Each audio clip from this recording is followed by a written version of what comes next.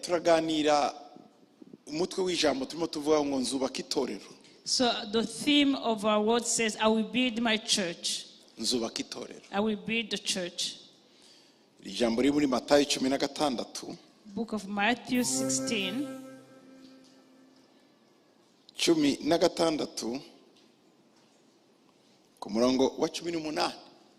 Matthew 16 and verse 18. Bibiliya iravuga ngo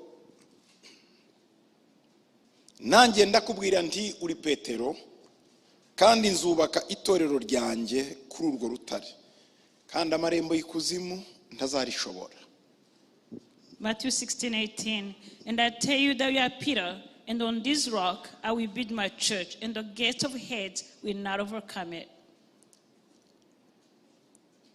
Ibintu turimo tubona muri iyi si ya none, imidugararo, intambara, ibibazo byinshi, ibi byinshi birazanwa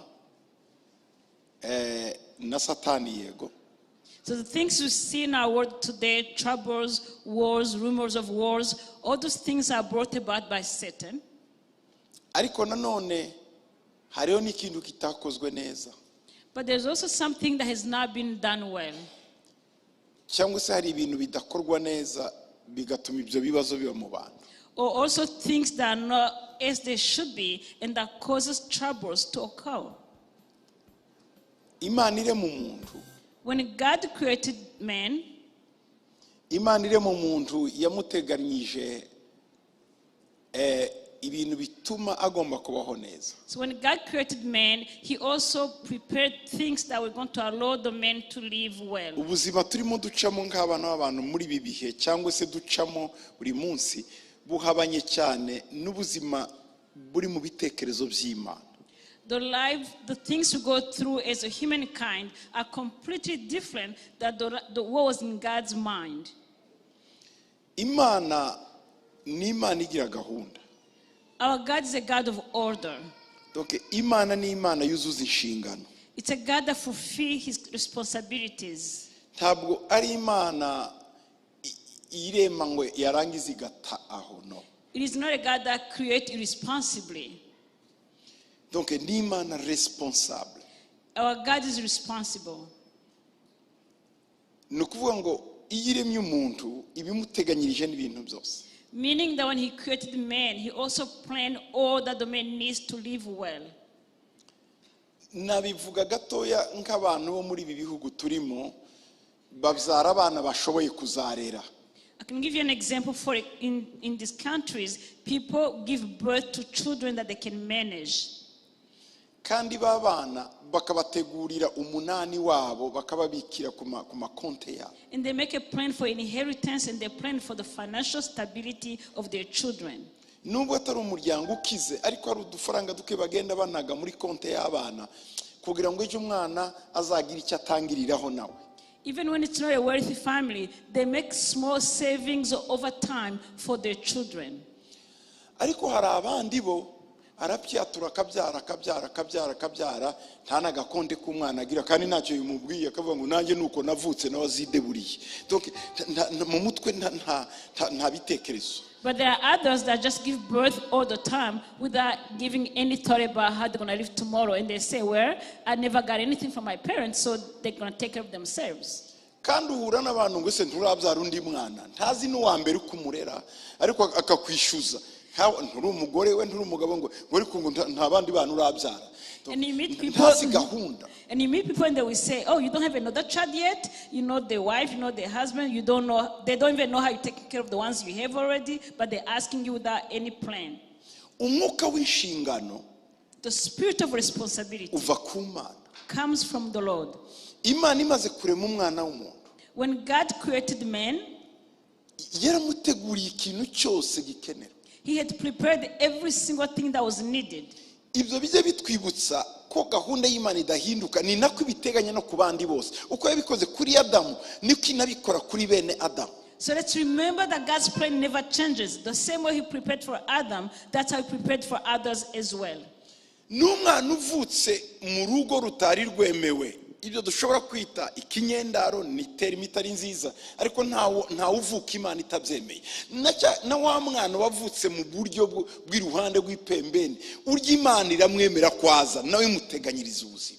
Even those children that are born out of wedlock, God prepares for them a way of living. Iravuga ngo nzi ibigambi ngufitiye. Because he says, I know the plans I have for you. Mfite gahunda y'ubuzima bwawe. I have the plans for your life. Ngo kandi mubyo nteganya ku buzima bwawe nta bibi birimo. And all my plans, there's no evil in my plans. Ngo ibyo nguteganyiriza ni byiza. All that I plan for you is of peace. Iyo niyo Mana.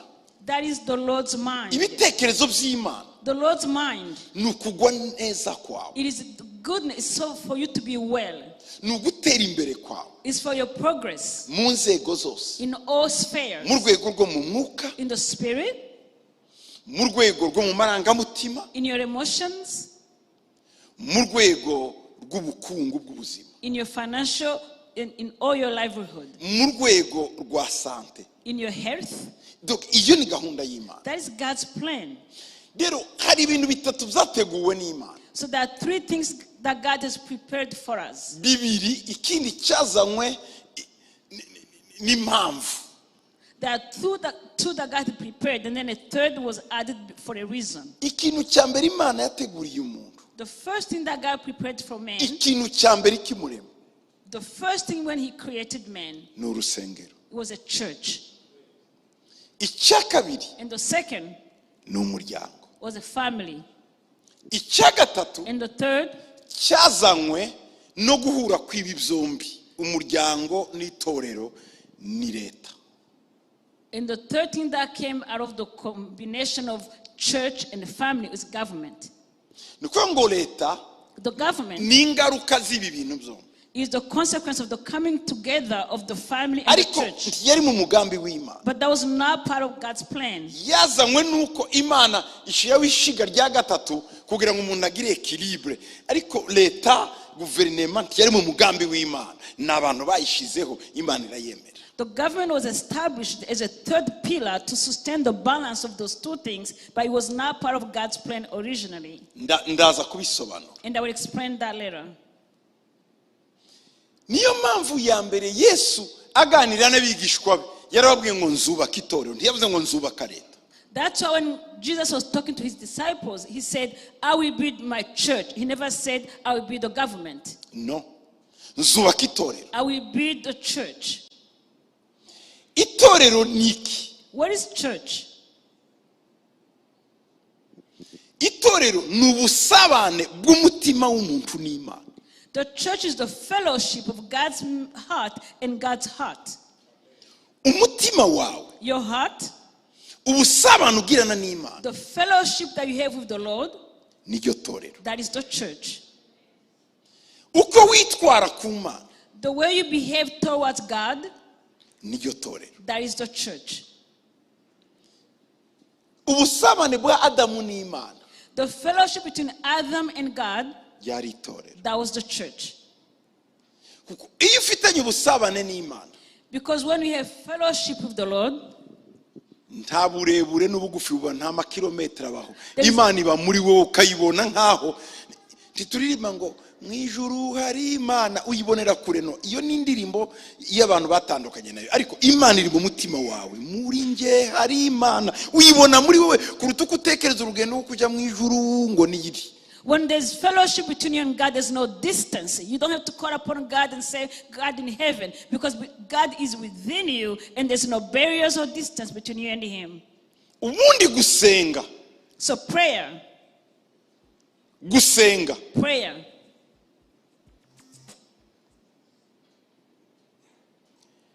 Byakagombye kuba imibereho. Prayer should be a way of living. Wowe muri wowe urusengero.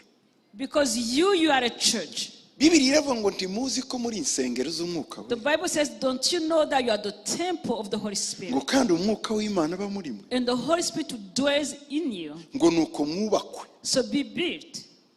Ngo mwubakwe kugira ngo muhinduke ingoro itambirwamo ibitambo by'umwuka. So we can become temples where sacrifices are made.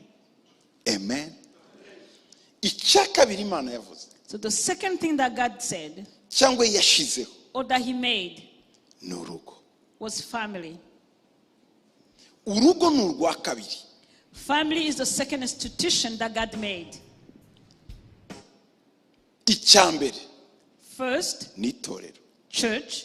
Ndagira ngo mbinyuze teoloji y'abanyamerika I n'abakoreya n'abaevangelike I want to bavuga ngo mbere ni urugo nyuma ni itorero. Ibyo sibyo. Mbere ni itorero hagakurikira urugo. I want to discredit the theology that says that first family and then church. I'm saying first church and then family. Iyi teoloji This theology yazanywe n'amaorganization, kuko simvuga church organization, ndavuga church ubuzima personnel. Kubera amaorganization gukora itorero nka Baptiste, gukora itorero nka Presbyterie, baravuga ngo mbere famille ubone kujya muri Presbyterie, ubone kujya muri Baptiste, ye ibyo ni ukuri, izo ni organization. Ariko iyo mvuga itorero ndavuga relation personnel yawe ni Imana, ubusabane bwawe ni Imana. So when I'm talking about church, I'm talking about your fellowship with you and the Holy Spirit and God. I'm not talking about organizations like Baptist Church or Presbyterian Church. Those are organizations, those are institutions. When I talk about the church, it's your fellowship between you and God. And that comes first. Muri definition navuze rero cyangwa ubusobanuro navuze, So in the definition that I gave, habanza itorero. first comes Kuko church. Imana ntiyeremeye Adamu na Eva rimwe, si famille yaje mbere, habanje kuba umugabo agirana ubusabane n'Imana. Donc itorero ribaho. Because God didn't create Adam and Eve at the first time as a family, he first made Adam and he had a relationship with Adam and then he made Eve. Mbere yo kuremwa kwa Eva, Before the creation of Eve, uzi byabanje kubaho do you know what happened? ubusabane bw'Imana na Adamu. Fellowship between God and Adam. Imana ikabwira Adamu ngo iriya inyamaswa yita izina. And God would tell Adam, name the animal. Iyo niyo fellowship, And that was the fellowship. iyo niyo worship, And n'ukuramya. that was the worship. Uko nugusenga, That is prayer. ubwo nibwo buzima. That is life. Iyo niyo eglise, That is ecclesia. That's the church. conversation yawe n'Imana. Your conversation between you and God. Kera Long ago, ntihabaga gusenga usaba Imana, ubundi gusenga kwari ukuramya. Ibi byo kuvuga ngo mana mpa byazanywe n'ibyaha. before prayer did not mean intercession, asking God to give you this or that. It was worship between you and your maker. Niyo mpamvu Bibiliya y'ikihebura ikigiriki kinani ndetse babikoreraho no muri Bibiliya y'Ikinyarwanda bitiranya gusenga no kuramya, byose byitwa kimwe. Kuramya, worship na prayer ni bimwe. That's why in many versions of the Bible, prayer and worship are used interchangeably as the same word. Hariya Bibiliya ivuga ngo abasenga Imana bazayisenga mu kuri no mu mwuka. Muri Bibiliya yanjye y'Ikinyarwanda bavuga gusenga, ariko iyabo siko bavuga. So for example, what they say, those who worship in the Lord worship in truth and spirit. Akoresha ijambo worship abaramya. Ariko nge muri Kinyarwanda bavuga ngo abasenga bazasenga Imana mu kuri no mu mwuka. Gusenga ndi bifite yano kivuga ngo mana mpa, mana manura imvura, mana nkiriza umurwayi, ntibyabagaho. Ibyo ni ibyaha byabizanye. Ayo masengesho ni ibyaha byabizanye. So the kind of prayer where you beg God and ask God to solve problems, to be healed, to bring rain, that was brought by sin. That was not the original intention and definition of prayer. Niyo mpamvu umuntu ukuze cyane mu gakiza, that's why someone who's been a long time in salvation, they don't pray by asking. When they're about to ask, they ask for others, they intercede for others. But for them themselves, they just worship. Because Jesus said, I know what you need. I even take care of birds of the air. I clothe the lilies of the valley.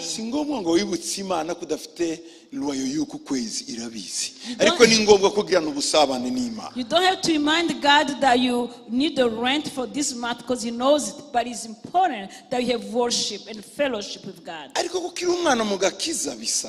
But because you are still a babe in the spirit, go ahead and ask.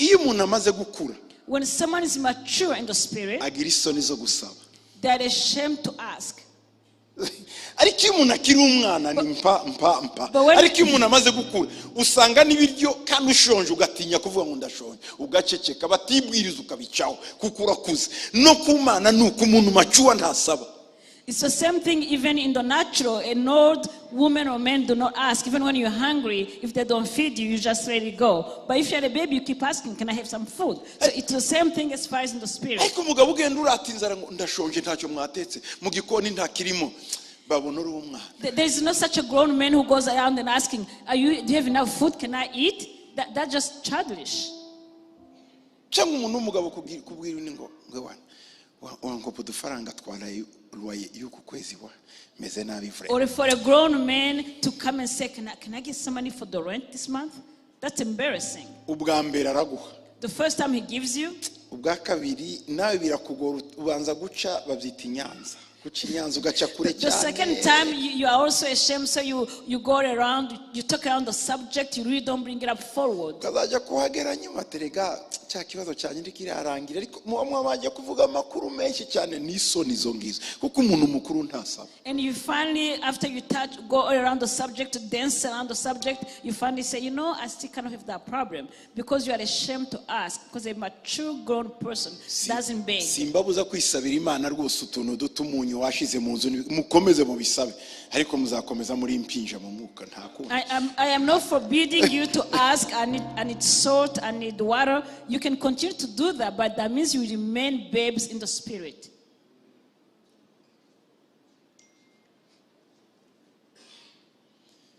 Eglise niyo ya mbere. The church comes first. kuko wowe ubwawe uri itorero. Because you yourself, you are the church. uri itorero. You are church. Rero iyo ngewe nawe duhuye. So when you and I come together, uri itorero. then we are the church. Ndi itorero. When we come and you are a church, I'm at the church, and you are also a church. When we all come together,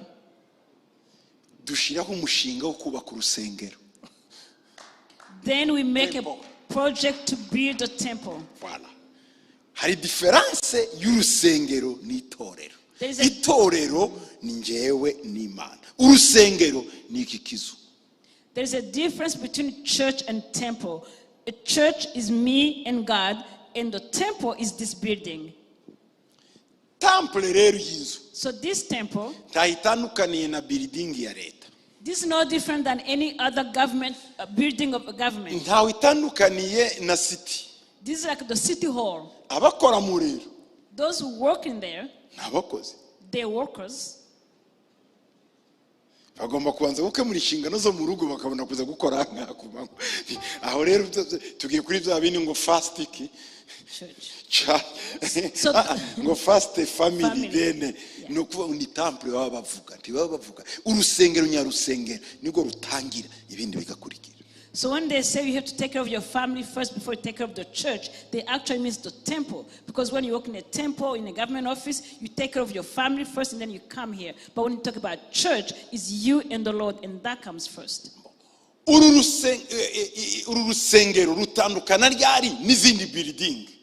is this temple different than other buildings? When?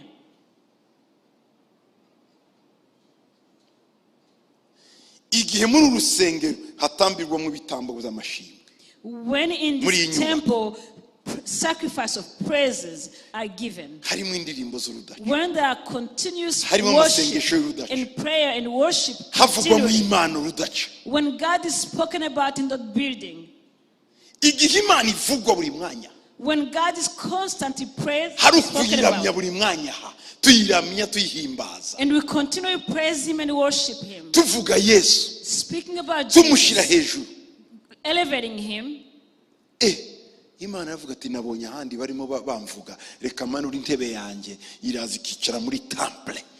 God then says, oh, I've seen a place where I'm being lifted up. Then He descends His throne and He sits in the temple. Icyo gihe rero iyo abantu barushe bavuye hanze bananiwe bavuye iyo bahageze bararuhuka kuko bageze muri presence y'Imana. So when those from outside who are weary and tired, when they enter the temple, they receive rest because they have come at a place where God has His throne.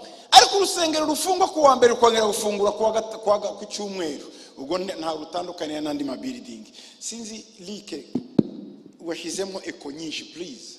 But when the building is only opened on Sunday and it's closed Monday through Saturday, that is no different than any other building.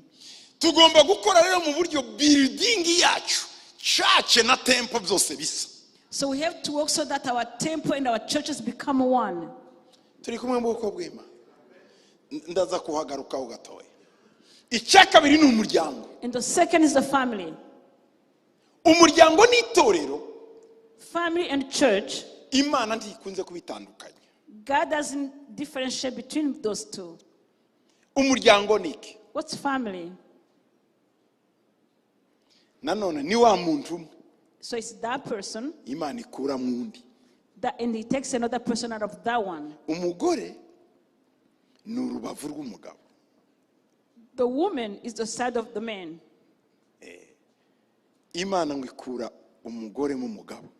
The Bible says God took Eve out of Adam.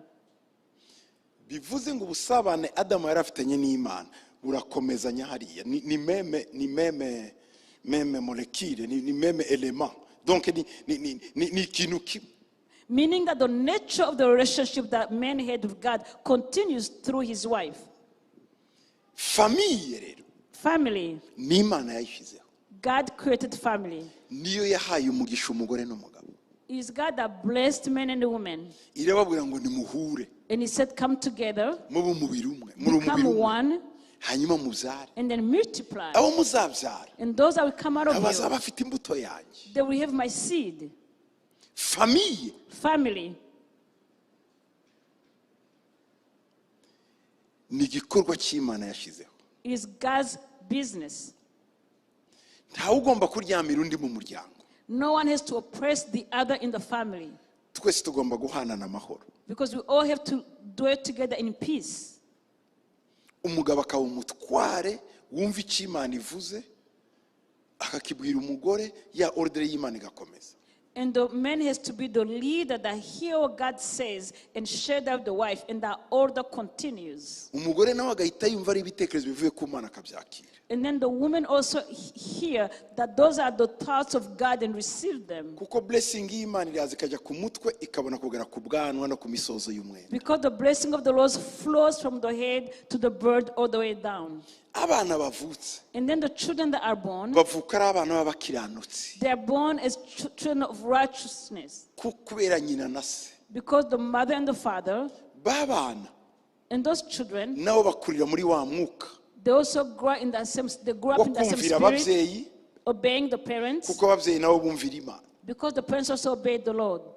Uko niko bimeze. That is the relationship. Famille ni Imana yayishyizeho. Family was created by God. Ababyeyi n'abana abo ni gahunda y'Imana. Parents and children, that is God's plan. Niyo mpamvu kubaka. That's why the project of marriage, kubaka si umushinga w'umuntu. it is not a man's project. Ni umushinga w'Imana. It's a divine project. A God's Umugore project. si uwawe ni uw'Imana yaguhaye. The wife is not yours. It's what God has given you. Umugabo si uwawe ni uw'Imana yaguhaye. The husband is not yours. It's what God has given you. Abo bana si abawe ni ingororano z'Imana ishyira mu nda. Those children are not yours. They are the rewards of the Lord. Icyo ushinzweho ni ukubarera. So your responsibility is to raise them. Ejo tuzasengera abana hano. Tomorrow we pray for the children tubaheshe umugisha. and we bless them. Bivuze iki? Meaning what? Ni ingororano z'Imana yaguhaye kugira ngo zihabwe umugisha. Those are the rewards of the Lord that you are given so they may be blessed. Iyo umuryango umaze gukura rero. When the family has grown, Iyo umaze gukura. when the family has grown, Hagomba kuba abumvira n'abumvirwa. there has to be those that have to be obeyed and those that obey. Niho bashiraho umutware w'urugo. And that's why there's a leader of the home, Umutware wa quartier. a leader of the neighborhood. Ya, umutware w'ahantu. Every location has a leadership. Kera uwo mutware Long ago, that leader yatangwaga n'Imana. was appointed by God. Umutware ntiyatangwaga na majorite. It was not by democracy, by the majority of the people. Yatangwaga It n'Imana. was given by the Lord. Imana ikareba mu bantu bose ikavuga ngo uriya niwe uzabayobora. God will look among the people and he will appoint a leader. kubera iki? Why? Imana ikorana n'uwo mutware, ni umuntu ufite umutima ugandukira Imana. Imana iramuvugisha hanyuma nawe akabwira abantu. Because the leader is the one that have fellowship with the Lord, and God speaks to the leader, and the leader shares that to the people. Urugero, For example, ntawatoye Mose ngo abe umukuru w'Abisirayeli. no one elected Moses to be the leader of the people of Israel. Ni Imana yonyine yamutoye. God chose him. Ntabwo ari umuntu. It was not man that chose Moses. Yaranamubwiye ngo nibakubaza ngo uzavuge ngo ndi Imana yabase ninjye wakohereje. He even told Moses, if they ask you, tell them that I'm the God of their fathers that have sent you. Nibakubaza If they ask you, ngo wagutumye nini, who sent you? umubwire ko ndi Imana yabasekuru. Tell them that I am the God of their fathers. Ati sawa, baragenda. And so he said, fine, and then they left. Ntabwo ari abantu bo mu nkambi cyangwa se abantu bo mu bigosheni bicaye ngo turebe umuyobozi muri twebwe. Nono ni Imana yamutanze. It is not the people of Goshen that came together and said, let's elect a leader. It is God that appointed him as the leader. Niyo mpamvu bigoye muri Bibiliya kwita Musa ngo yari umwami. Si ntiyari umwami. That's why it's hard to say that Moses was a king. He was not a king. Icyongeyeho Musa nitumwita president, ntiyari president. And we don't call him a president. He was not a Tazi na president. dufite rya Musa. We don't have a name for Moses. Musa yari umuhanuzi ariko nitumwita umuhanuzi. We don't call him a prophet. Musa yari umurwanyi nitumwita umugeriye. We don't call him a warrior. Sibyo? Mumbwira izina rya Musa. Tell me the name of Moses. Tumwita gusa umuyobozi. We just call him a leader. Niko Mika mwita. Mika. That- Mika. Mu gitabo cya in Mika. the book of Micah, they call him the leader. Aravuga ngo Imana ibaha abayobozi ngo ari we Musa ngo na Aroni na Miriyamu kugira ngo babayobore. Ntabwo yabise abami. And the Bible said God gave them leaders. It was Moses, Miriam, and Aaron. He didn't call them kings. Ni ukuvuga ngo buri muryango ugira umurida, umuyobozi. Each- Buri karere kagira umurida. Each family, each neighborhood, each corner has a leader. Bwana sifiwe. Amen. Muranyumva neza? Are you following? Bukeye And then Imana itoranya Samweli. God chose Samuel. Ubwo Abisirayeli bageze i Kanani. And that's when the people of Israel they were in Canaan. Bamaze kuba imiryango. They become families. Ni amazu 12. It's 12 houses. Ya amazu 12. The 12 families. Imana iravuga toke uyu muryango n'uyu mwese nimbabumbira hamwe murahinduka ishanga nation. And God said, when I put all these 12 families together, they will make my nation. They make a nation. Muri iri shanga In this nation, kugira ngo mukomezanye relation yanjye mfitanye namwe ndashiramo abatambyi abapasiteri. to continue the fellowship or the relationship you have with me, I will put the priest in these families. Kugira ngo mutazanyibagirwa. So that you do not forget my name, Muzubaka imidugudu yanyu build your cities. ariko hagati muri mwe hagati na hagati In the middle of the cities, muhashira ihema. build a temple. Iryo hema In the tent, ni point de contact yanjye namwe. Abananiwiriye abafite ibibazo nibaginjiramo cyangwa batanze nibahagera bakagira icyo babavugiraho cyiza. Ndabahimigisha. that tent in the middle of your city will become my point of contact with you. When someone who's tired comes, or if an issue in that tent, and my priest will speak on behalf of that person will be healed. Ihema ryari hagati muri mwe. The tent was in the midst of the city. Ariko ibimvuga But the things I'm saying, ni ibyaje umwana w'umuntu yaramaze kuva muri Edeni. those Byazanywe came n'ibyaha. after the fall of man, after Eden. Adamu na Eva Adam and Eve, famiye yabo that family, bari bafite eglise n'Imana. they had the church of God. Mu mafu ya ni munsi umugoroba mu kabeho mu mabeho. In the evening, The cool. in the cool evening, Cyagi hari amafu mu kayaga keza. in the whisper of the evening, Imana yarazaga. God will come Bagakora igitaramo and they will worship. They will have an bagatera evening. inkuru niko kwari ugusenga kwabo. They will have conversation with God. Donc bagaseka n'Imana. They will laugh together with God, Imana ikababwira imigambi bafitiye. and God will share His plans. Ikabaprojetera imbere ukuntu bizaba bimeze. And we talk about the future. Barangiza bakazunguruka nayo muri Edeni. And they will walk with him in Ibereka imbuto Eden. nziza n'imbuto mbi. Looking at the fruits, the beautiful fruits in Nibo bwari Eden. ubuzima bwabo. That was their life. Imana yarabwiye Adamu ngo ujye ubagarira, agasanga byenda yibagiwe ati kuraho kariya. Donc yari umubyeyi responsable. God was the father, and in the Garden of Eden, he will walk with Adam, and they will share stories, and we tell them how to take care of the garden. Imana ikamubwira ati se harya iriya wayise gute izina? And God will say, oh, how did you name that again? Nayise ingagi. And we say, oh, I called this a monkey. Bahamagara ingagi kaza yiruka. And they will call the monkey Ubwo will ni come. bwari ubuzima bw'Imana na Adamu na Eva. That was the life of God and Adam and Eve. Iyo famille That family, niyo eglise. that is the church. Iyo famille That family niyo eglise. is the church. Bari bafite eglise They had the church bakagira na famille. and they have a family. Ibyo byombi rero Imana yari pasiteri wabyo. And those two things together, God was the pastor of that church and Adamu family. akaba chef And Adam was the head. w'inzu. He was the head of his household.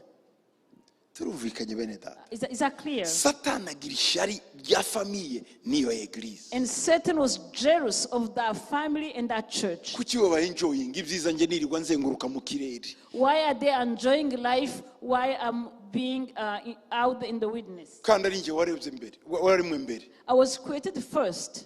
Kuki bari babona Imana nje yaranyirukanye?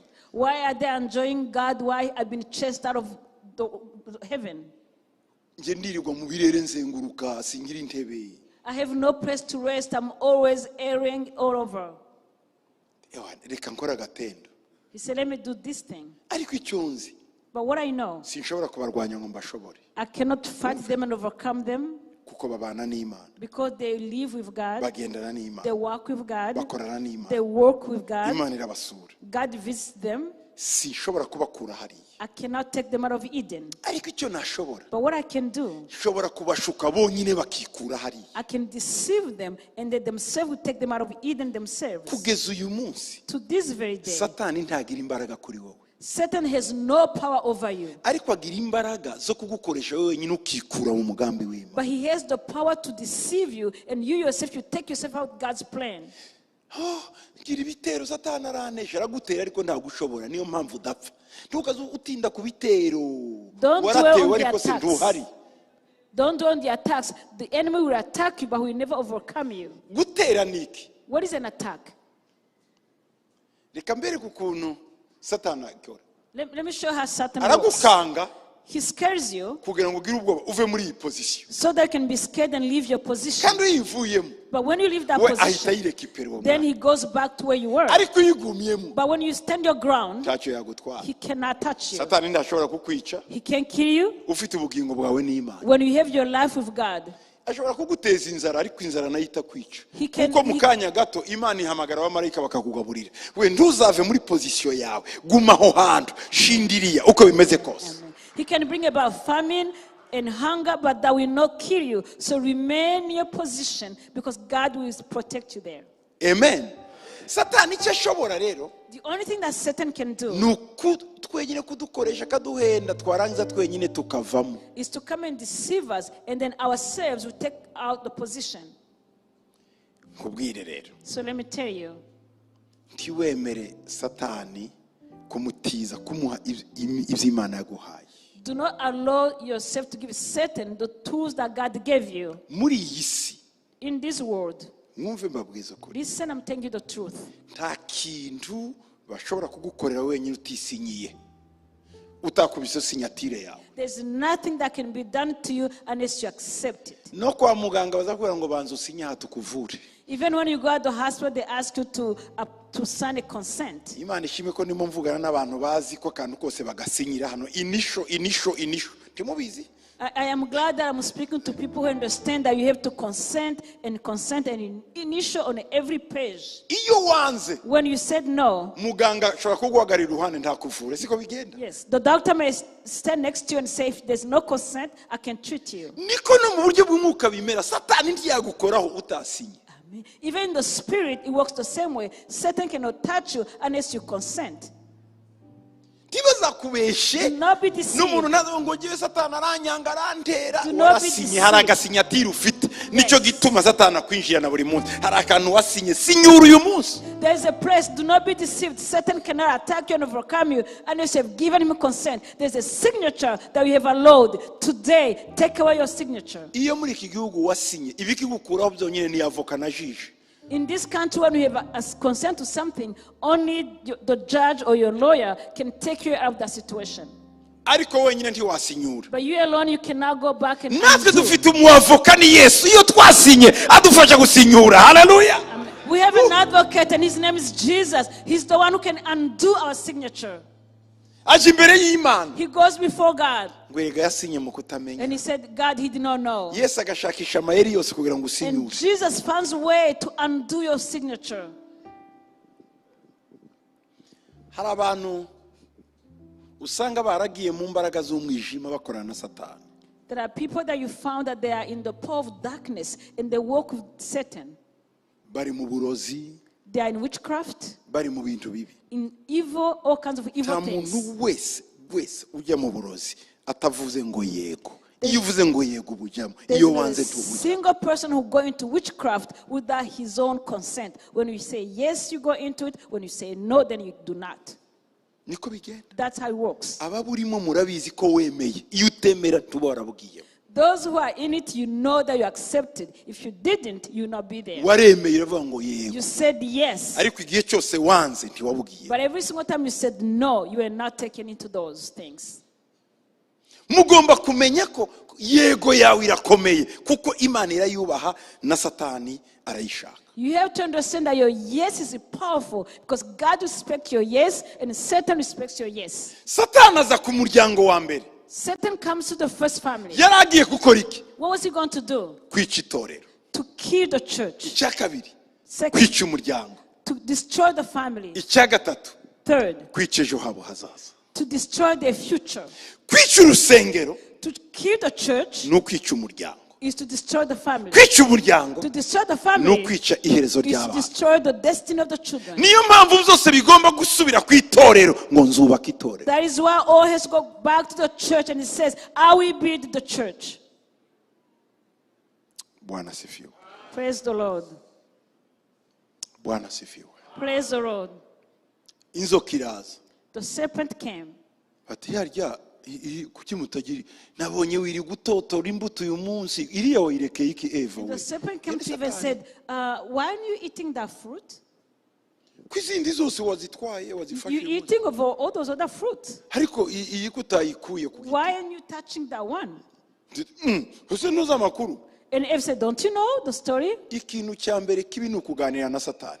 The very first evil thing you can do is have a conversation with Satan. muzarebe ino muri Amerika, Even here in America, iyo abanyamakuru baje ku muntu batekeza ko yakoze amakosa aravuga ngo no, ngo toke to my lawyer. yanga kuvuga kuko when they come to someone who's suspected of having done something evil, they're very smart. They say, no, talk to my lawyer. I don't talk to you. abanyamakuru bakaza, hey Mr. Mrs. And the press talk to my come, lawyer.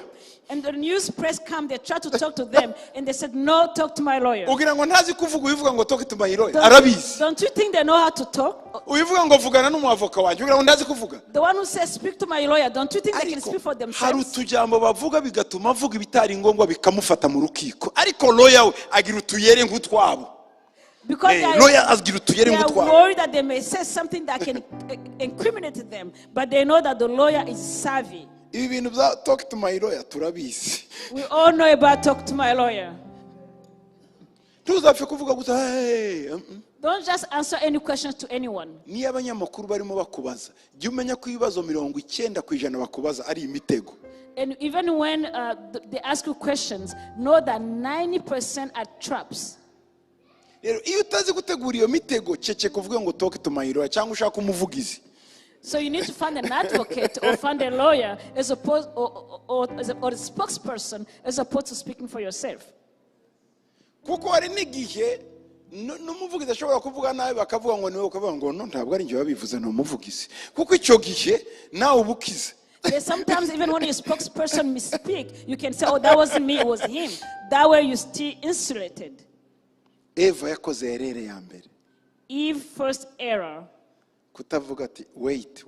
To not tell Satan, just wait. Adamu we, Adam, duhora tugendererwa n'Imana, ariko nagenderewe n'undi muntu, ngwino nawe umurebe. God constantly come to visit us, but now I have another visitor. Please come take a look.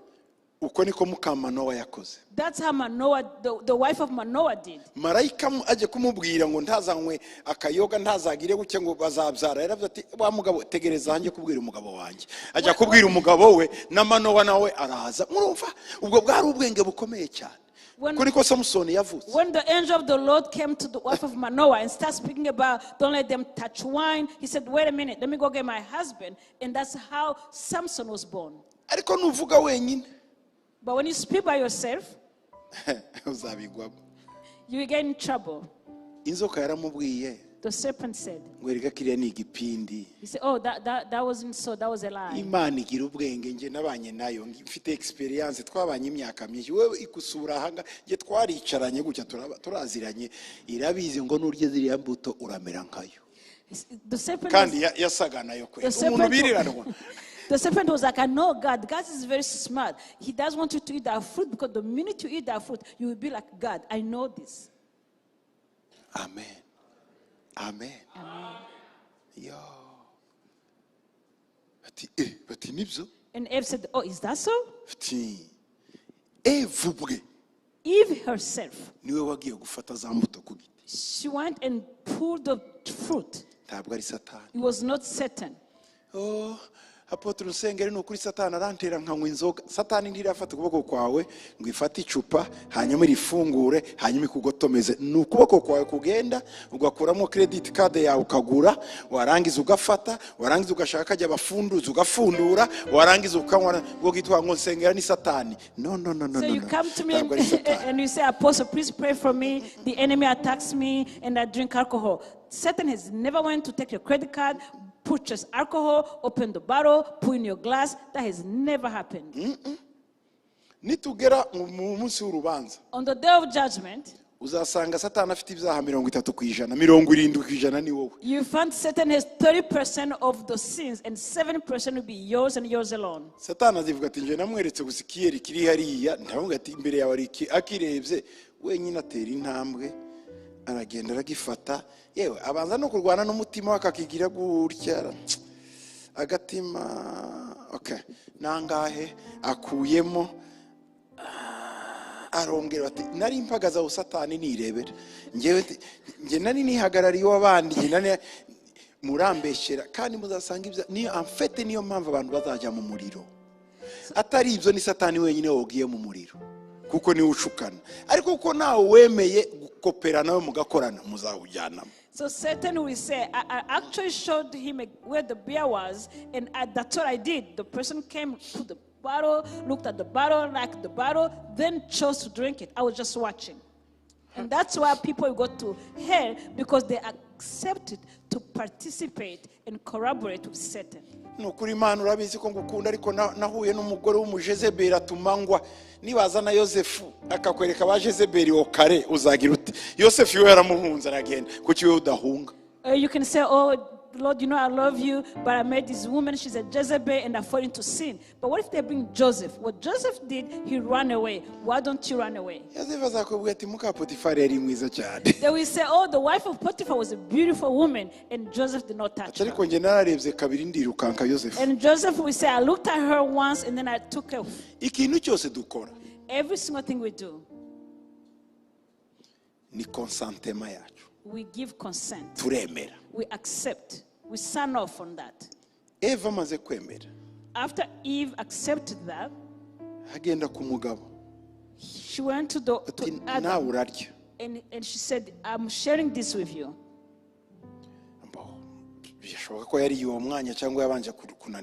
Maybe he ate right away, or maybe he disputed a little, we don't know. But somebody that you always together, they easily can sweat you. Adam, he ate of the fruit. The first thing, they lost the fellowship that they had with God. And the church was destroyed. A fear went into them, and they looked at themselves. They're naked. bumva imirindi y'Imana And then ije muri fellowship baje gusenga And then they heard the footstep of God who comes for the time of worship. ati madame turi gite turashize And Adam said, oh, let's go hide. ntibari barigeze bamenya side cyangwa se ikindi gice cy'uburakari bw'Imana bakimenyeshejwe n'icyaha. They never knew the other side of the anger of the Lord. They only found out when they sinned. batangira gutinya Imana kandi itabatonganyije.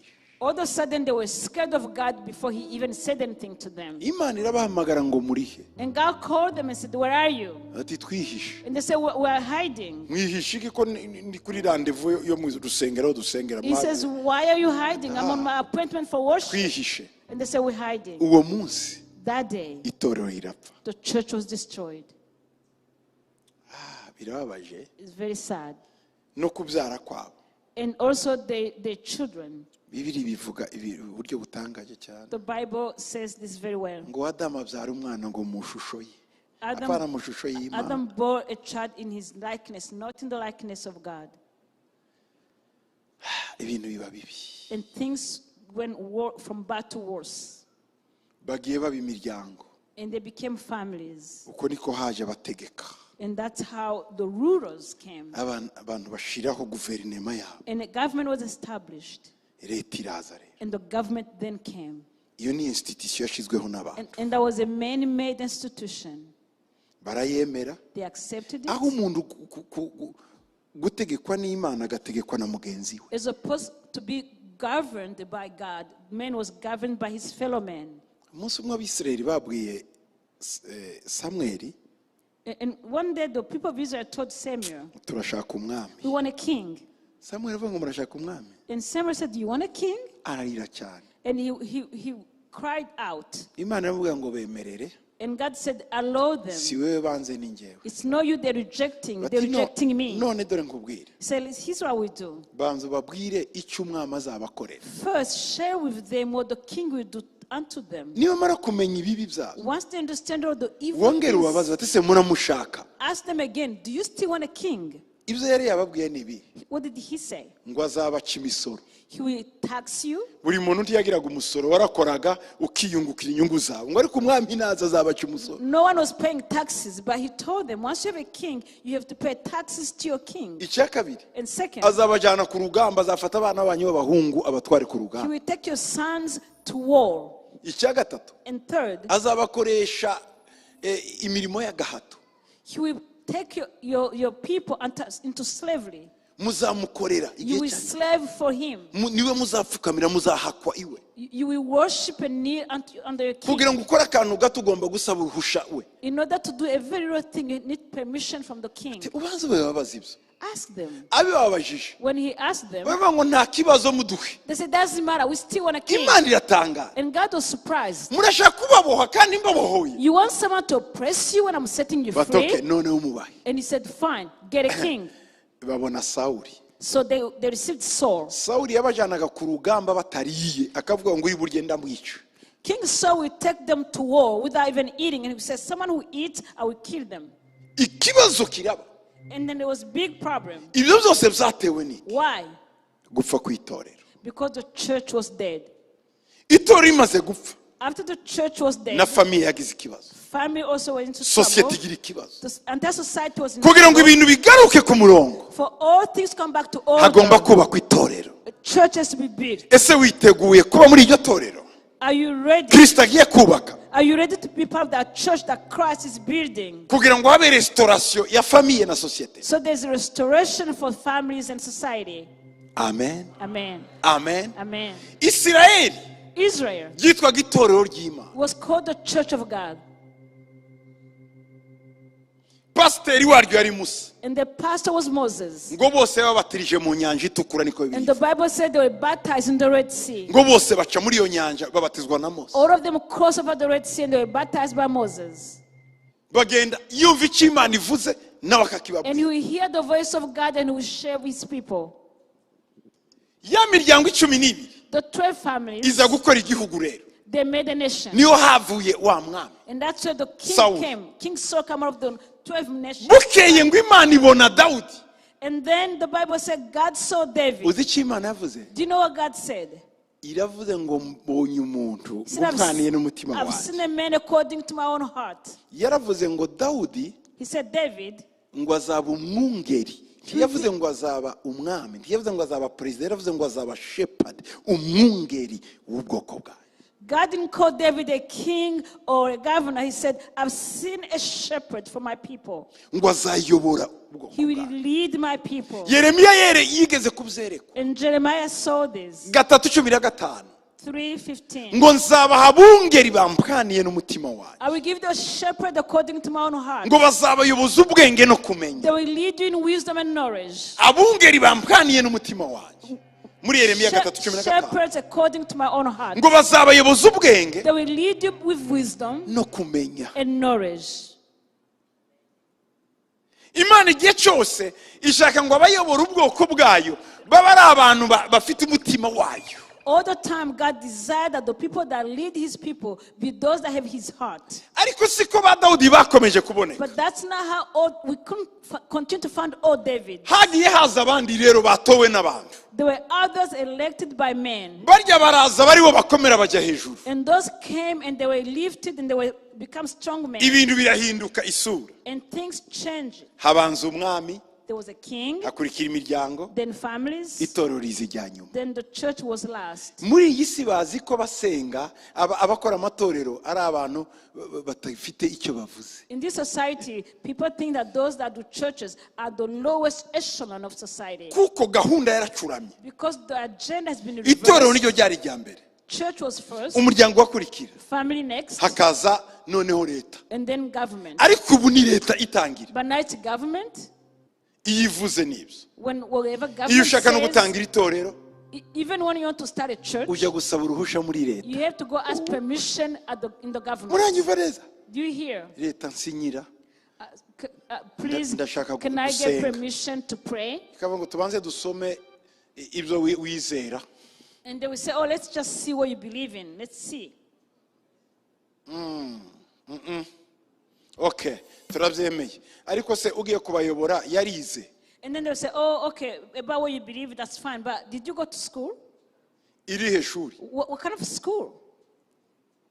Ishuri ry'isi. The school of this world. Kuyobora itorero ry'umwuka. Leading a church of the Spirit. Yize seminari. Oh, he went to seminary? Oya. No. Itorero ryawe turaryemera ariko ushaka uwize seminari. We accept your church, but go find someone who went to a seminary. Seminari ninde? What's seminary? Nushira abantu bose mu gaciro akemera umuhungu ko yaba umukobwa, umukobwa ko yaba umuhungu, nta problem. Iyo ni seminari. It's those that will accept everybody. Maybe you are a man who wants to be a woman. Maybe you are a woman who wants to be a man. Seminari. Seminary. Ibintu byarapfuye.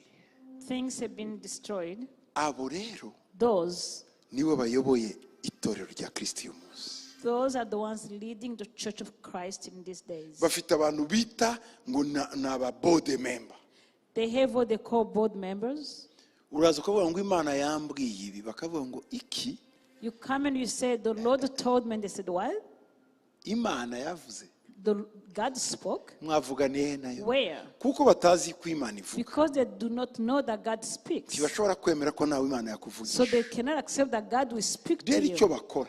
Here's what they do. Barakubwira ngo tujye mu bintu bifatika ibyo byihorera. They say, you know what, can you just leave aside that? Let's just go into tangible things. Waza mu itorero. So when you come in the church, Ugasanga imeze nka club y'ibindi. and you find out it's like a secular club. Donc ukibaza se umwuka w'Imana ari. So you wonder, what is the spirit of the living God? There is no spirit of God. Because we are using secular model. Nta mwuka w'Imana uhari kuko dukoresha ibisanzwe by'abantu. We are using secular model Turakoresha imfashanyigisho z'abantu to lead the church of God. kuyobora itorero ry'Imana. Ibintu byarasopanye. Things are upside down. Habanza leta. First is the government. Iyi si This world, umuntu ugira icyubahiro ni president. the person who's most honored is the Umuntu wanyu president. mugira icyubahiro muri leadership y'isi ni umupasiteri. The first is the president and the last is the pastor. Hari n'ahandi uvuga ngo uri pasiteri ukabona abantu begeyeyo cyangwa bagaseka. There is even a place where Bakumva muri societe uri uwo gutakaza where umwanya. you say I'm a pastor and people start just getting away or just laugh at you.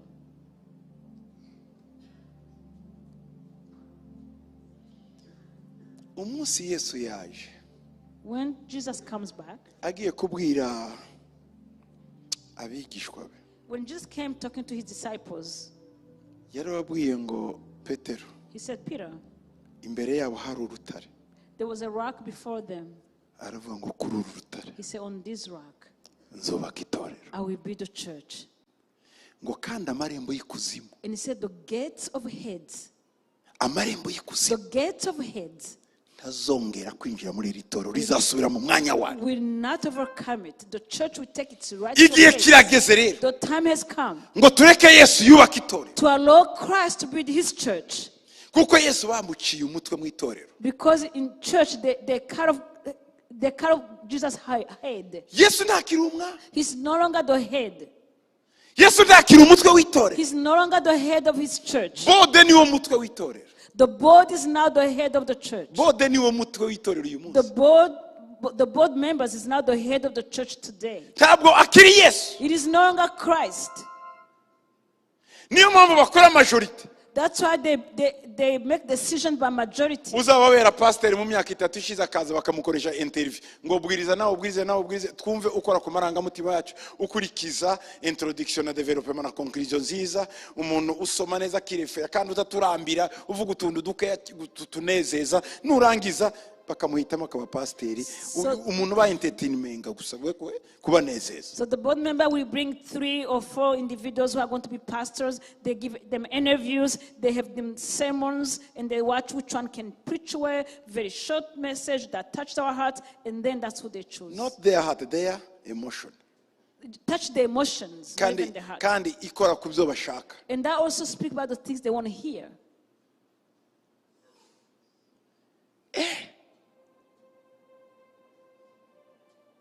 Mbega church, What kind of church? there is no life in that kind of church. Nta bugingo ubuzima buri muri iryo torero.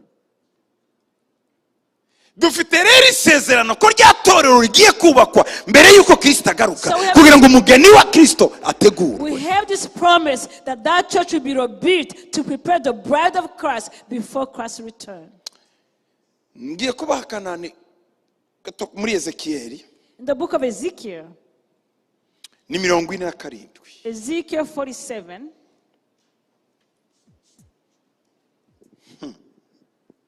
Umurongo wa mbere n'uwa kabiri.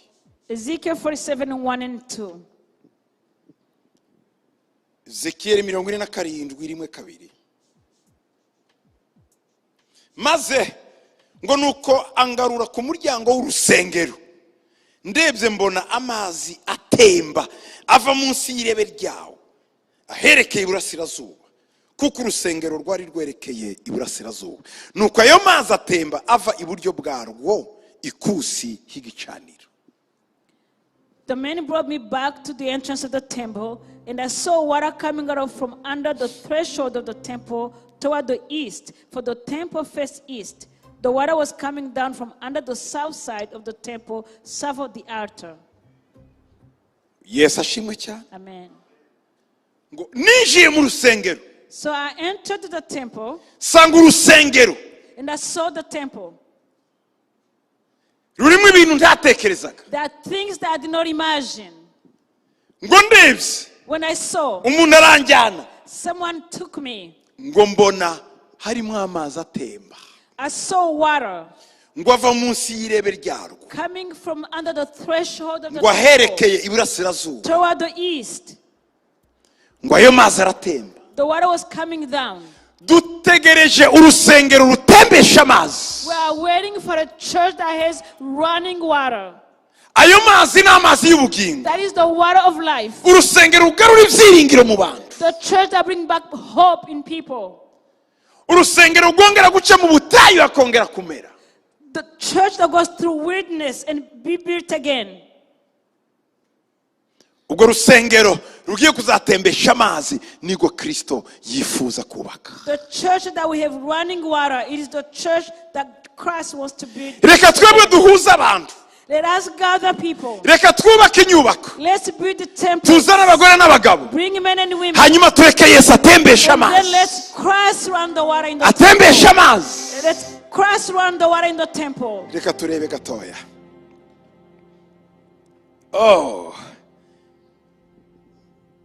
ku murongo wa kabiri, Verse 2, Ezekiel 47. ngo maze verse 2. nsohorera mu nzira y'irembo ryerekeje kasikazi, ngo nzengurukana mu nzira iri hanze, ngo ngeza ku irembo inyuma aherekeye iburasirazuba, ngo ndebye mbona amazi atemba anyura mu ruhande rw'iburyo. Ya mazi yari avuye kuri Mazabahu arakomeza ajya hanze iburyo. He then brought me out through the north gate and led me around the outside of the outer gate facing east, and the water was trickling from the south side. Niyo mpamvu Yesu yavuze ngo ndamazi y'ubugingo. That's what Jesus said, I'm the water of life. Ngo uzanyizera wese ngo isoko y'amazi y'ubugingo izadudubiza muri we. Anyone who believes in me, source of living water will come out of them. Ahandi muri Yohana 7 baravuga ngo azatemba ava muri we. The water will flow out of them. Ngo agenda agere ku bantu. And it will reach people. Dutegereje urusengero rutemba We mwamazi are y'ubugingo. waiting for a church where water is running down. Ndatekereza ko ari cyo gihe This is the time tugomba guhaguruka that we need to arise tugasaba Yesu and ask Jesus agatembesha amazi. that we make his water run. Hallelujah. Amen.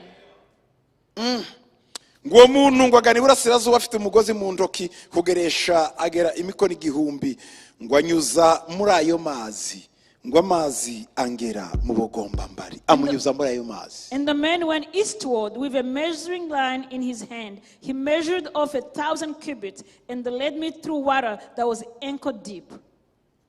Wa muntu akirimo abona amazi ava mu rusengero, That when the water was still coming and that man was looking at the water, undi aramubwira ngo rega the other one said, listen, aya mazi this water, ugomba kuyanyuramo. you have to go through the water. Dufite abantu bari hariya hanze We have people outside. bakeneye kubona amazi ava mu rusengero ngo bayacemo kuko barumye hariya bari. They need to see water running through the temple so they can go through it because they are in the wilderness. Ngo ahageze When he got there, ngo amazi amugera ku bugombambari. he said the water was ankle deep. Aya mazi yarimo akora iki? What was the water doing? Yarimo ahembura umurimo It w'ivugabutumwa. was restoring the work of the evangelism. Bibiri iravuga ngo mwambare inkweto ibirenge by'ivugabutumwa. He said, be clothed Ku with birenge the ari ryo sandal of vugabutumwa the ry'amahoro. good gospel of peace. Abantu batakaje ubutwaro wo kuvuga ubutumwa. People have lost the burden of the gospel. Urusengero rw'Imana The church of God ni urusengero rugomba kuvugirwamo ubutumwa, tugomba gusohokana ubutumwa hanze. it is a church that has to preach the gospel and take the gospel out in the marketplace. Igihe cyose uzarota utambaye inkweto uzamenye ko watakaje umutwaro w'ivugabutumwa. Every single time you have a dream and you don't have any shoes, then know that you have lost the burden of the preaching the gospel. Ivugabutumwa Preaching the ni gospel, inkweto dufite. it is the shoes on our feet. Amazi amugera ku nkweto. And the Bible said the water was ankle deep. Amazi amugera ku nkweto. The water was ankle deep. Yesu ashimwe cyane. Amen. Yesu ashimwe cyane. Amen. Yesu ashimwe cyane. Amen. Amugera ku nkweto. It was ankle deep. Mana garura abagabo n'abagore bongera bavuga ubutumwa muri ibi bihe bya nyuma. Lord, bring men and women that will preach the gospel in these last days. Umuntu wese uvuga ubutumwa, Anyone who preach the gospel, ubwiriza abantu kumenya Yesu, teach people to know Jesus. akora ku mutima He w'Imana. touches the very heart of God. Akora ku mutima He w'Imana. touches the very heart of God. Icyavanye Yesu mu ijuru. What brought Jesus from heaven? Yagenze urugendo rurerure aza ku It was a isi. long journey. Kwari ugushaka abazi. It was to find those that were lost. Ikintu cya mbere Imana iha umuntu wakijijwe ni inyota yo kubwira abandi. The one thing that God gives someone who's been saved is the thirst to preach others the gospel of peace. Ariko abantu bagenda batakaza wa mutwaro. But people are slowly losing the burden. Reka twubake itorero rifite ivugabutumwa mu nshingano zayo, rivuga ivugabutumwa umunsi ku wundi. Let's build a church who has a burden to preach the gospel of Jesus. Yesu ashimwe cyane. Amen. Ku murongo wa 4 And ngo arongeragera imikono 1000, ngo anyuza muri ayo mazi, ngo amazi agera ku mavi. Hallelujah. Amen. He Tumupepeva. measured off another 1,000 cubits and led through water that was knee deep. He measured off another 1,000 and led me through water that was up to the waist. Knee deep. Naho dushaka. Amavi niki? What is the knees? N'amasengesho. These are your prayers. Oh. Hallelujah. Amen. Amavi ni uguca bugufi.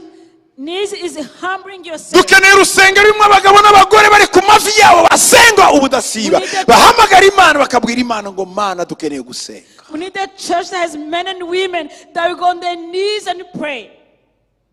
Gusenga that we prayed. ngo amazi amugera ku mavi And the water was on the knee deep. n'urwego rw'amasengesho y'urudaca. This is the level of a continual Ku intercession. birenge n'urwego rw'ivugabutumwa rya buri The munsi. feet is daily gospel preaching. Tumupepeye Bwana. Honor him, Jesus.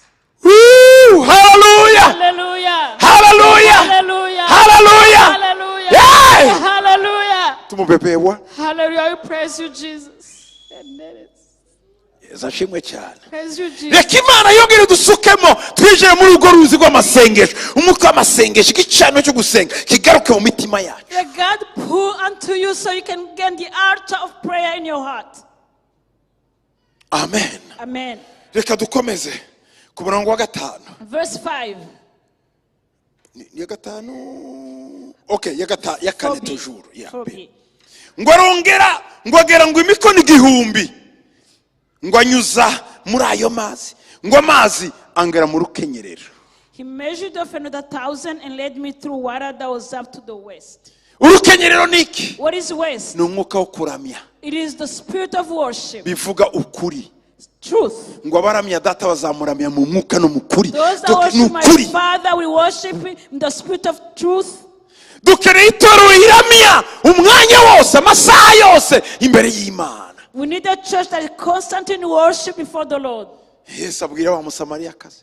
And Jesus told the Samaritan Igihe woman, kirageze. the time has come. Ngo bazaramya data. Where those that worship my Father Bazamuramya mu mwuka no will mu worship him kuri. the spirit and in truth. Umwuka wo kuramya. The spirit of Ni umwuka worship. w'ukuri. The spirit of truth. Paul aravuga ngo nimwambare umukandara wariko kuri. And Paul said, be into the belt of truth.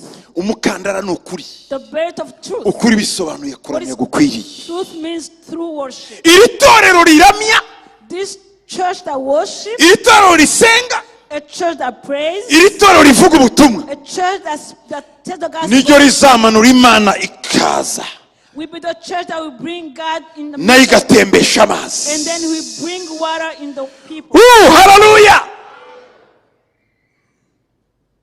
Tugomba kugira itorero riramya amasaha 24.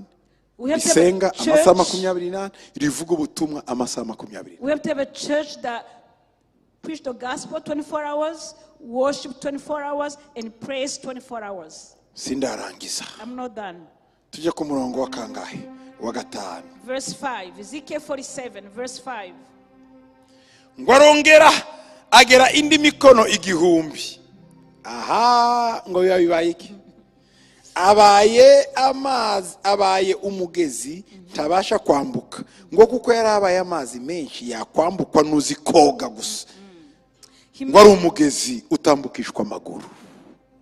He measured off another 1,000, but now it was a river that I could not cross because the water had risen and it was deep enough to swim in.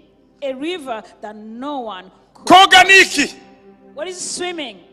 N'ubuzima. It is life, Ni mibereho. livelihood. Tugomba kugira ubwo buzima.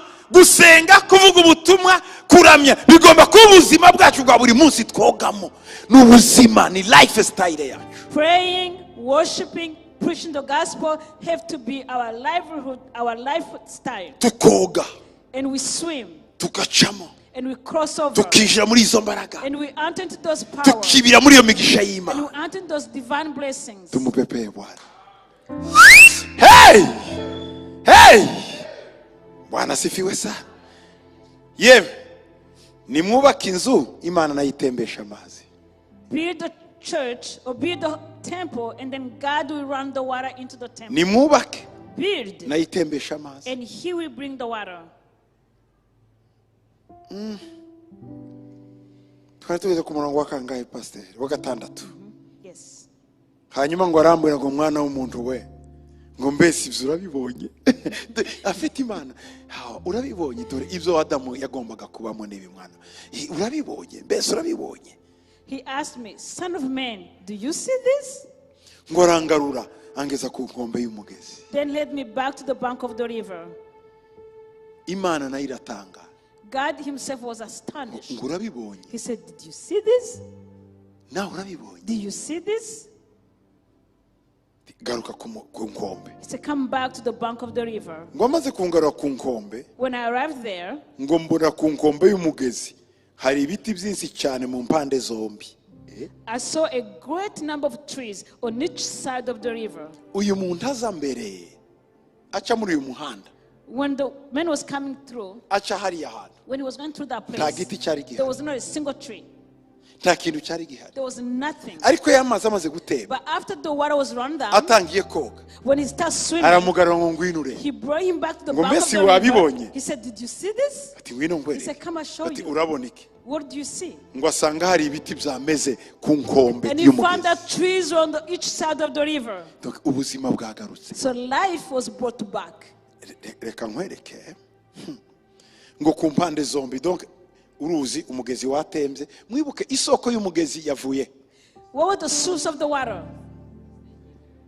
What was the source of the water? Hehe mu In rusengero. the temple.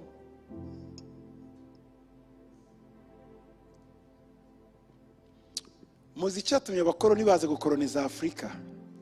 Do you know why? Yego. Do you know why the colonizers came in Africa? The colonizers? Ntibari bayizi. They did not know Africa. No. Haje abagabo b'abanyamatsiko Curious men came. ngo bari bagiye gushaka isoko y'umugezi Nile. And they were trying to discover the source of River Nile.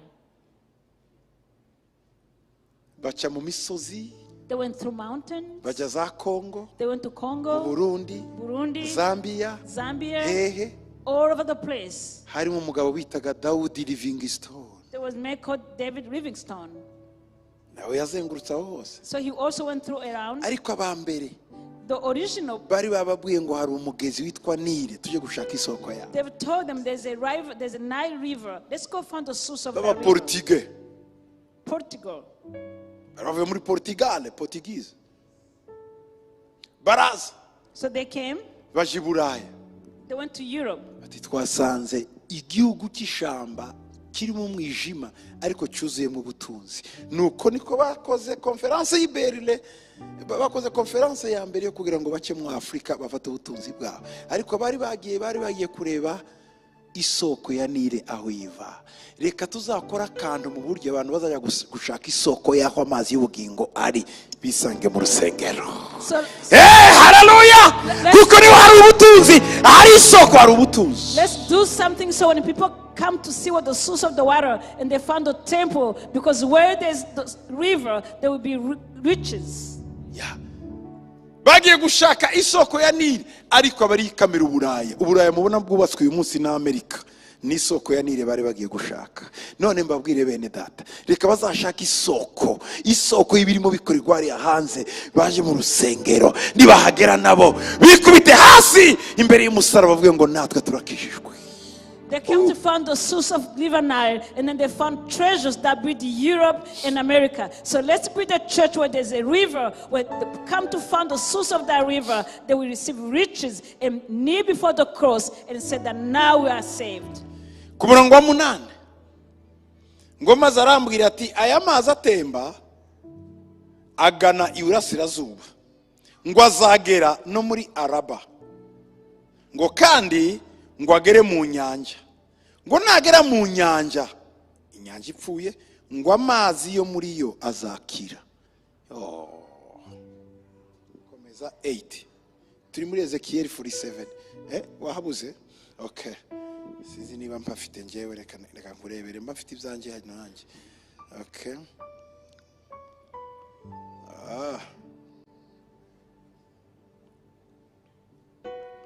Bwana asifiwe sana.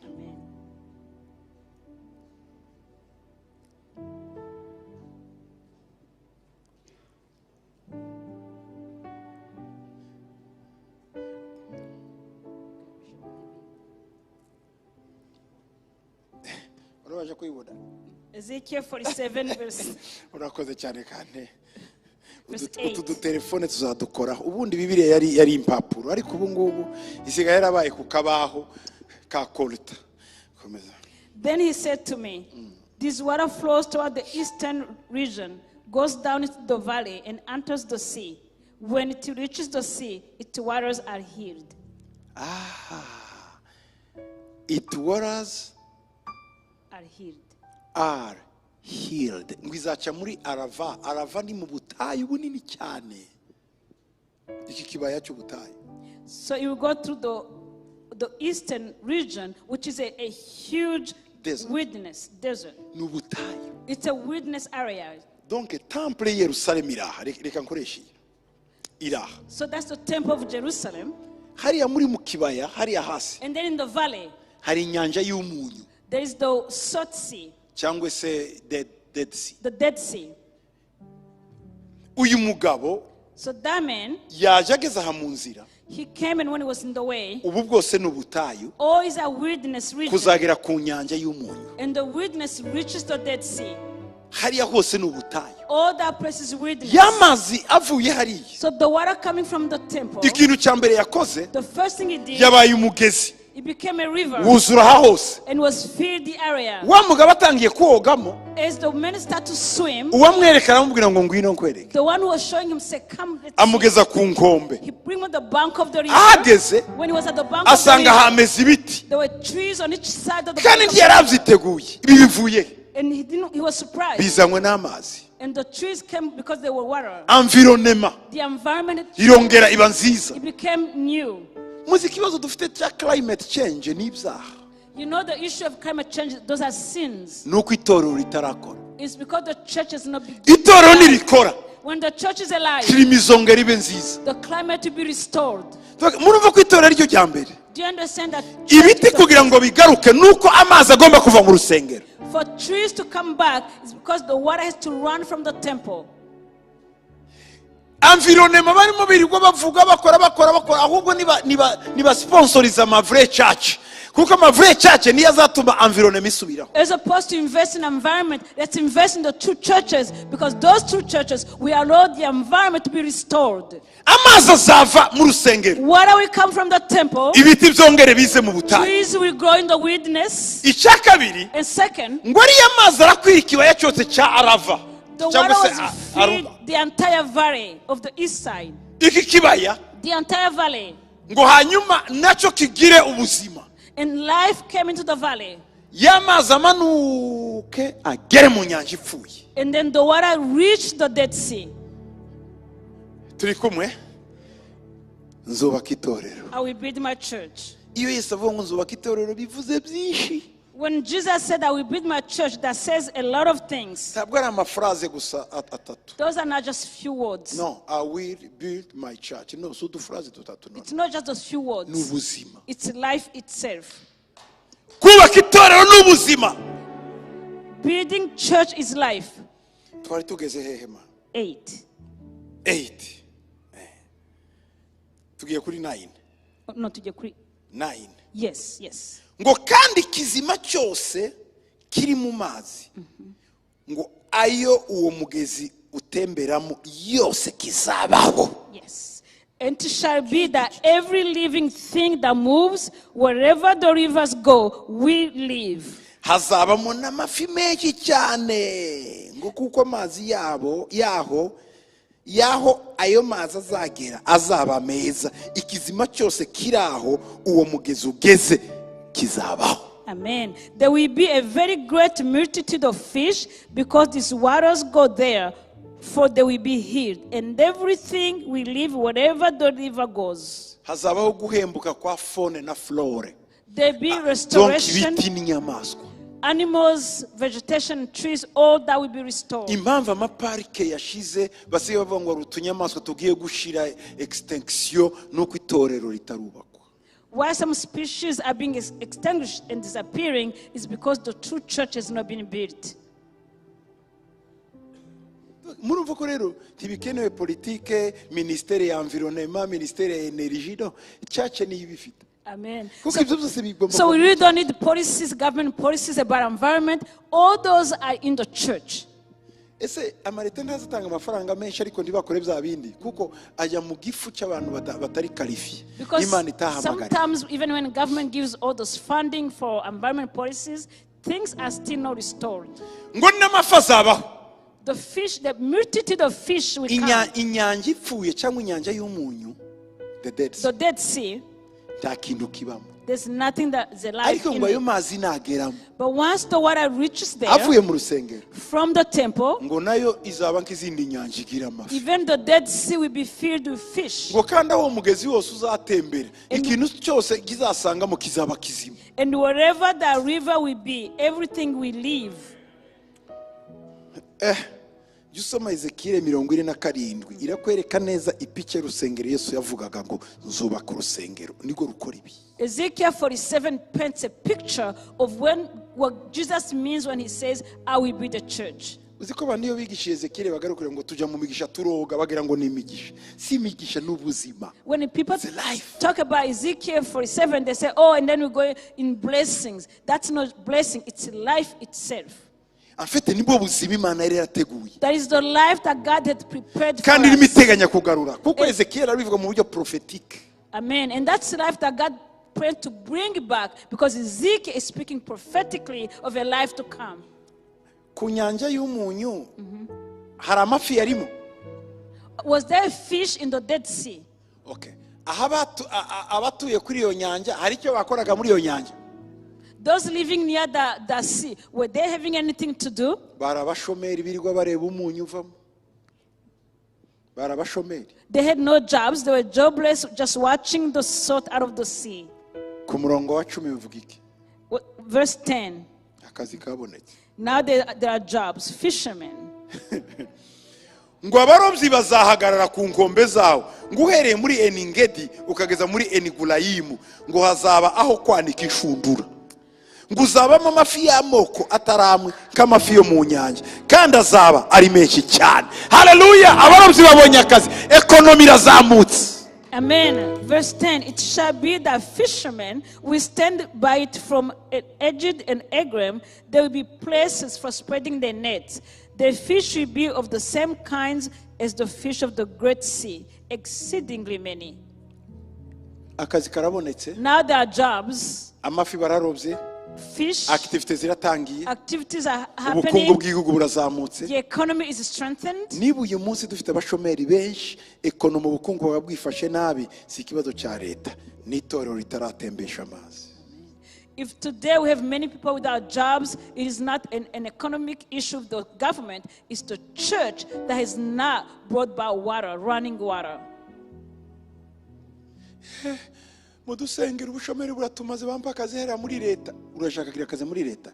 Musenga ahubwo amazi atembe mu rusengero mubone utuza. Apana kwirwa mugora leta y'abandi no kugora abantu. Ntacyo bafite babaha. No.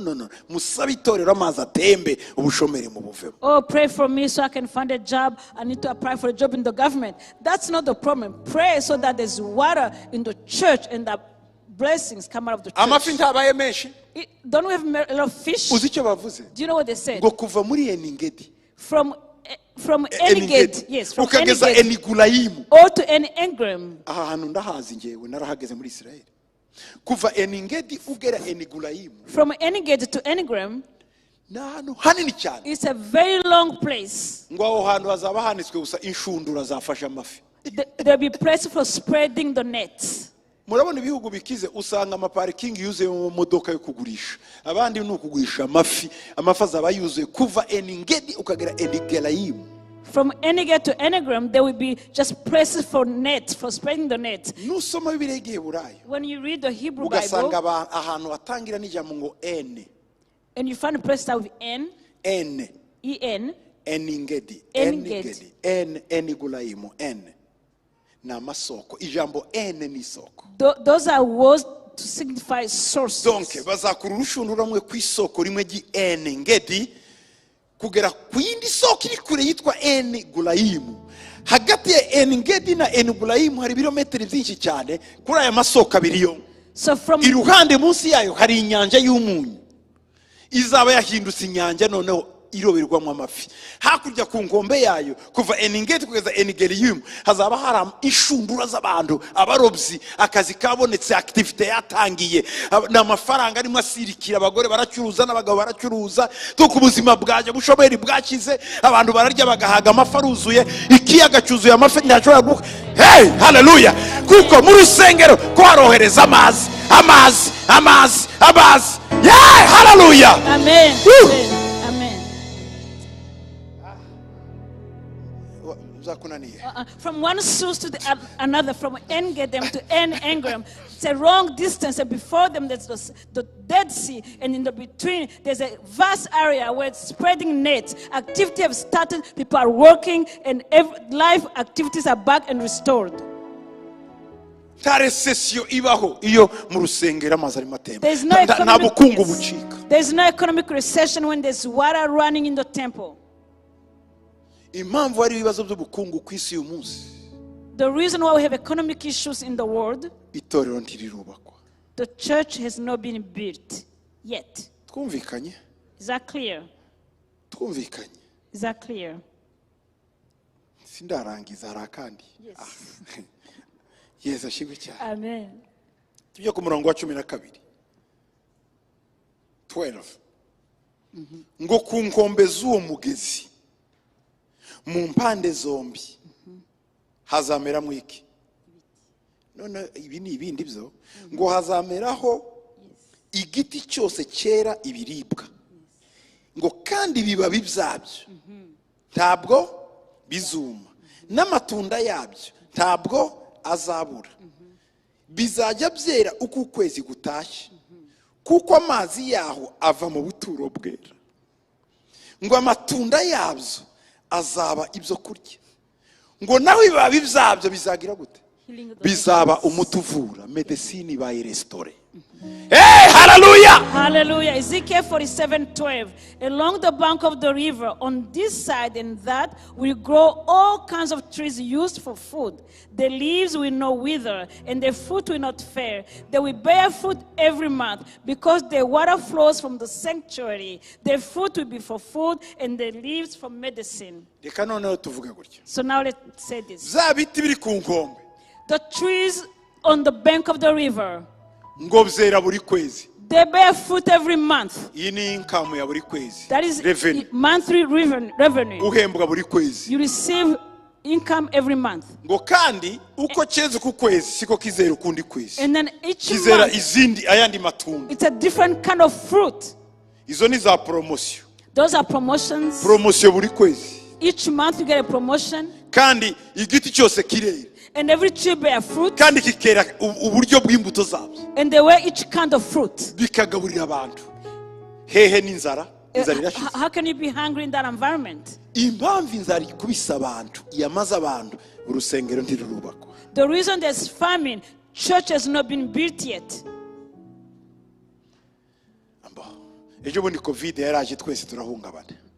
So when COVID came, we were all distraught. Some of us received vaccinations and others have not yet. Some vaccinated, others are not yet vaccinated. All this is the consequence of our sins. God spoke about the leaves from medicine.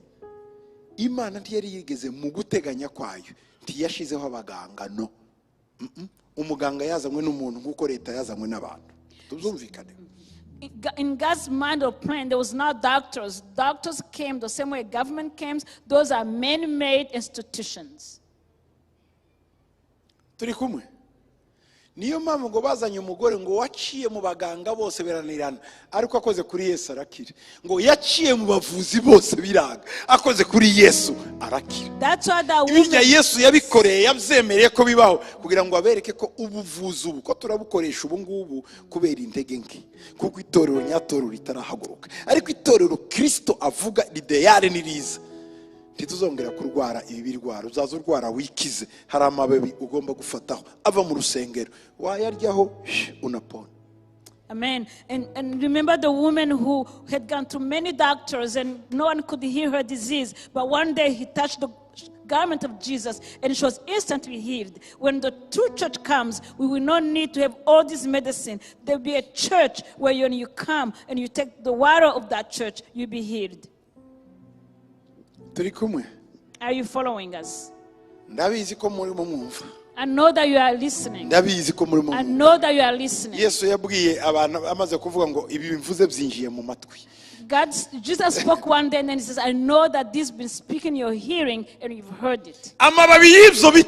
The leaves of those trees ni umuti. are medicine. Imana igiye kwereka itorero nitangira gukora, izabereka amababi urya gusa, ibicurane bikagenda warya, sida ikagenda warya, kanseri ikagenda warya, ibitotsi bikaza ugasinzira warya, kugona n'ibinure bikakuvamo warya. Donc ukaba ibyo byose uko biragaruka, hari ibibabi.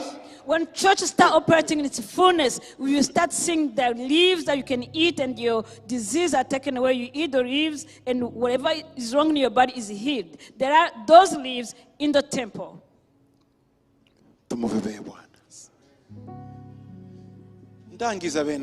As I close, my brethren,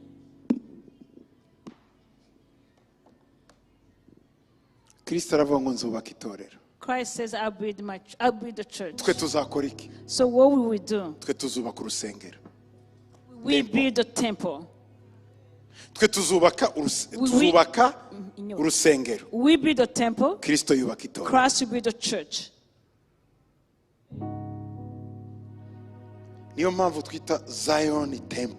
That's why our church is called Zion Temple. We build the temple. But Christ builds the church.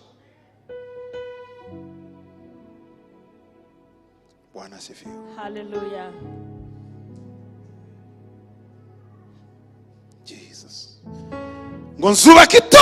I will build a church where the gates of Hades will not overcome it. Medicine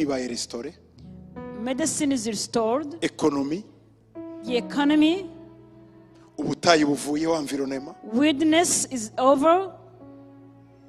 The environment is restored. Life comes again. For three things: preaching of the gospel, Kuramya, worship, and prayer. That are done around the clock. The throne of God comes. The throne of God is coming. The throne of God is coming in our midst. Build me a temple and then I'll build a church. Build me a temple and then I will build a church. Who needs this church? Stand, let's pray together. Jesus. Yes.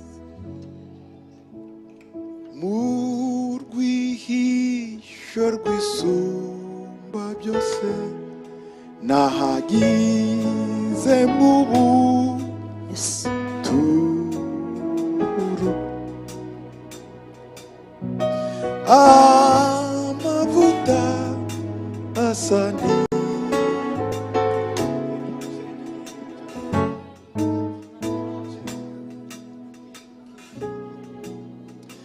So lift our hands in prayer. Lord God will come before you. Lord,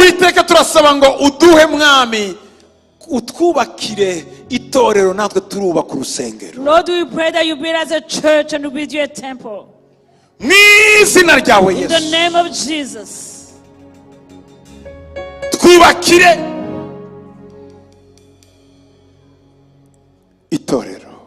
Build us a church. natwe twiyemeje kubaka urusengero. And we have committed to build a temple. Tembesha amazi. Bring your water.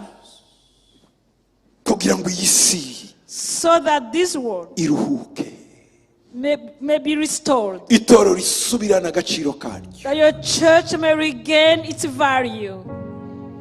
Twabonye ko ari cyo ryatangiye mbere.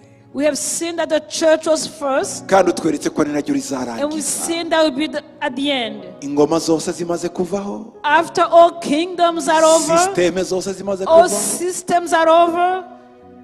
Ubusambo bw'abantu maze kuvaho. Where the greed is over. Yo!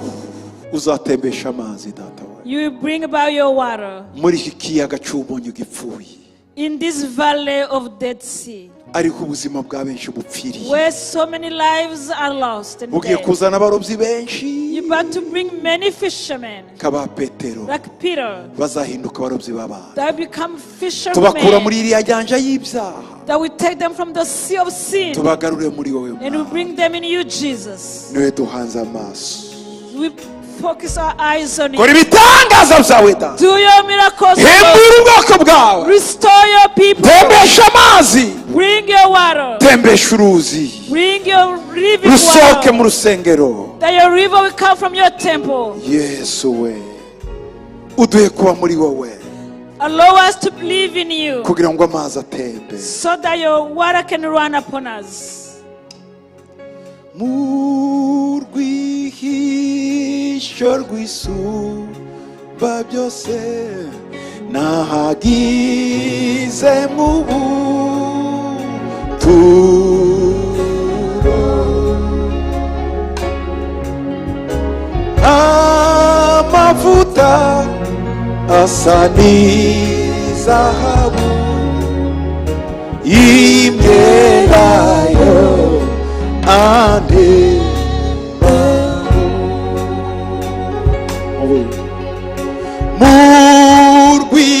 murwihisho rw'isumba byose nahagize mu buturo,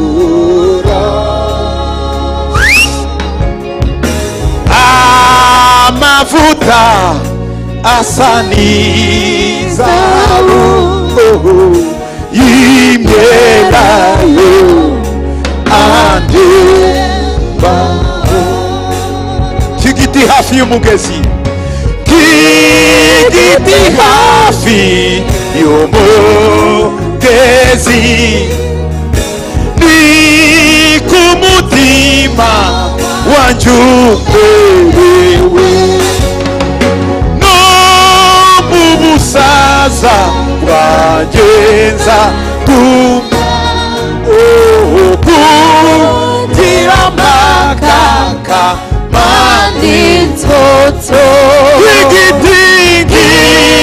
igiti hafi y'umugezi, kumutima wanjye uberewe, no mu busaza bwanjye nzagumya kugira amakaka Manitoto.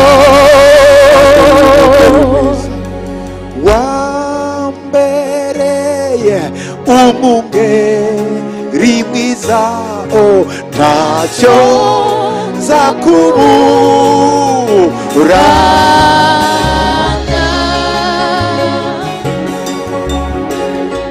ubwatsi bubisi byamishije iruhande rw'amazi adasuma. Wambereye umwungeri mwiza Yesu, wambereye umwungeri mwiza, ntacyo nzakuburana, ntacyo nzakubura, mu bwatsi bubisi uryamishijemo, mu bwatsi bubisi uryamishije iruhande rw'amazi adasuma, iruhande rw'amazi adasuma. Untunganiriza ameza yanjye, untunganiriza ameza yanjye, mu maso y'abanzi banjye bose, usize umutwe wajyama igikombe kiraseseka, igiti hafi y'umugezi ni ku mutima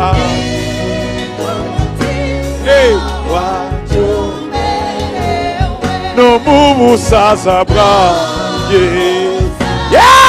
bwanjye haleluya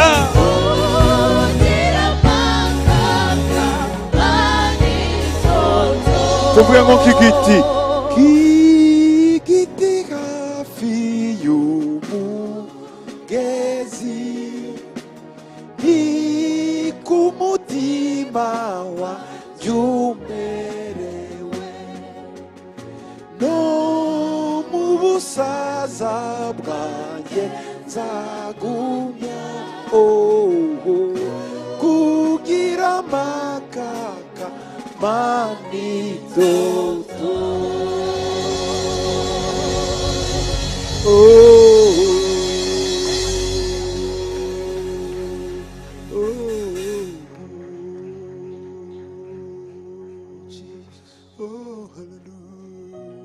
tembeshe amazi mwawe bahagarare nka cya giti kiri iruhande y'umugezi mwawe Father, give us your water. bera imbuto buri kwezi mwawe Like the tree that bear fruit kuko every igiti cyera month. imbuto nicyo wishimira Because you are pleased in the tree that bear fruit. ukora ibikomeye data Do wonders, oh God. tembesha imigezi y'amazi y'ubugingo Live living waters mu mitima yacu in our hearts.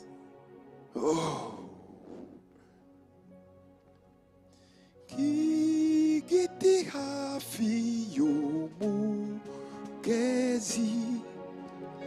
ni ku mutima wanjye umerewe no mu busaza bwanjye nzagumya kugira amakaka manitoto reka mwami bashingira imizi muri wowe Father, let them be rooted in you. ni wewe mazi y'ubugingo yavuye mu You rusengero are the living water that came from the temple. mana ukabasha gusomya imitima ya benshi yari yumye You are able to read those whose hearts are dry. ukabagarurira ibyiringiro bari And barabuze you're restoring the hope that was lost. ukabereka ko ejo hagifite ibyiza And you show them that tomorrow holds many good things. ubongerera amakakama n'itoto bahorana fresh mu buzima Bring bwabo freshness in their lives, oh God. ndagushima data We thank you, Father. duhe mwami kubaka urusengero nawe utwubakira itorero Give us to build a temple and you build as a church. hanyuma utembesha amazi And bring your running water mu izina rya in yesu the name of Jesus. amen Amen.